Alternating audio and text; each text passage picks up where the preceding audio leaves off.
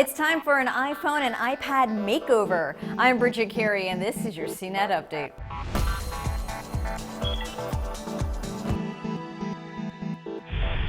The new iOS 7 arrived Wednesday, giving iPhones, iPads, and the latest iPod Touch a new look. It's quite different from the previous iOS versions, so you may feel a little lost at first after downloading, but you can find some helpful tips on CNET. And with the new operating system also comes a new version of iTunes software, version 11.1. It has a new Genius Shuffle for mixing up your music, and there's also iTunes Radio, Apple's new streaming music service.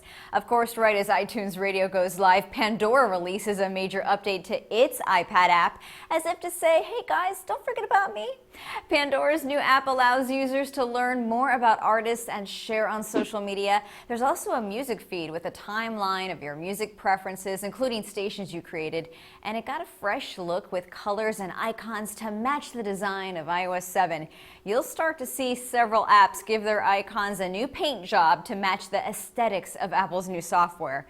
The new iPhone 5S arrives in stores Friday, but if you simply need to get your hands on one right away, it won't be easy. There are multiple reports that there will be a limited supply of the new 5S compared to previous launch years, and it could be because the fingerprint sensor is more complicated to make. If you really want the gold color, that's going to be another challenge. There could be limited numbers of how much a color every store gets. Apple stores will likely have the most supply, but they will have the longest lines. Mobile carriers will have fewer, but you may have more luck at stores in smaller neighborhoods. Stores will begin selling at 8 a.m.